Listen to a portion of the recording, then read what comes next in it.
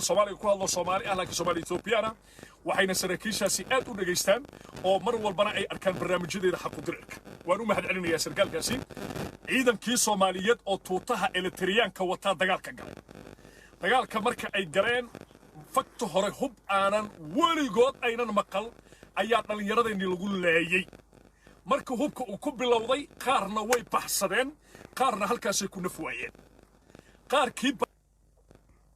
baxsaday waxay gacanta u galeen shacab Tigray ah dhigaysa hadalka maxaa yeelay ciidamada Eritrea waxay caawinayeen maamulka Abiy Ahmed shacabkii Tigrayga ahaa ayaa gacanta ku dhigay wiilasheenii waxay kula hadleen afkoodii maxaa yeelay waxa loo marayaa inay yihiin Tigrayguna aad u noogu eg yahay Soomaalida iyo Tigrayga lama kala yaqaano walaalayaal Tigraygii ayaa su'aalo weydiiyay Soomaalida luqadii ma taqaano af Carabiga lagula hadlay ciyaalka dhalinyarada ah ee Muqdisho laga kaxeeyay ee galmudug laga kaxeeyay afka Carabigana aad uga hadli karaan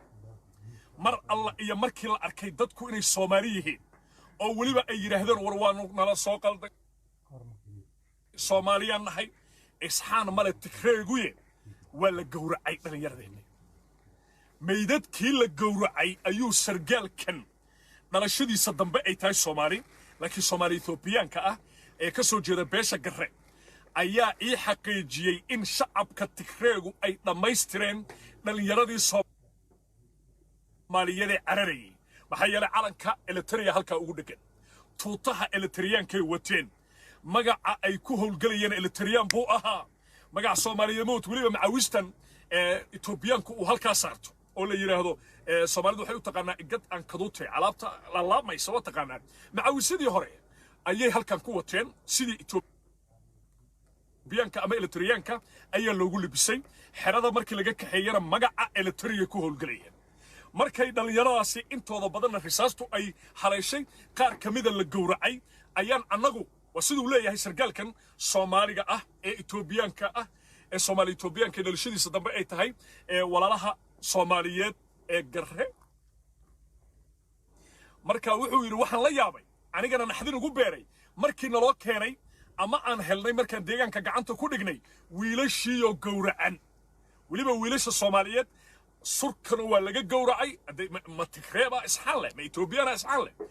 surkana waa laga gowracay mid kastana xubnihiisii baa la jarjaray wuxuu yiri meydadkii baa la keenay sargaalkan Eritreanka ah ee Soomaalida watay ayaa yiri madaxweynuhu wuxuu nagu yiri ilaahay baan idinku dhaariyay naxariistarada farmaajoeega wuxuu yiri madaxweynaheena meydka yaa la arkin marka wuxuu yiri qolof film qaada ah ama cameraman ah ama militariga u qaabilsan xagga sawirada oo Ethiopia la socday farmaajo uu ka darmay wuxuuna yiri yaynan Ethiopianku sawirro ka qaadin wiilasha Soomaaliyeed sababtoo ah meediyaha way ka dhisay yihiin shacabka Soomaaliyeed afka amxaarigana qaarkood baa yaqaana waxa laga yaabaa af Ethiopianka in loo turjumo kadibna dhalinyarada la arko meydkii baan duugnay buu yiri subhanallah meydkii baan duugnay waliba xubnaha askarta Soomaaliyeed waxa loo jarjaray mid qaar baa indhaha lagala baxay Tigraygu waa ay ku tunteen dhalinyaradii Soomaaliyeed waxaan isku dayay bal inaan weydiiyo maxaa loo badbaadi waayay mar hadday af Soomaali ku hadlayaan wuxuu yiri Tigraygu waxay cadow u yaqaanaan cid walba oo dagaalka la galaysa sidaa darteed war ama maxkamad saarta ama iska daaya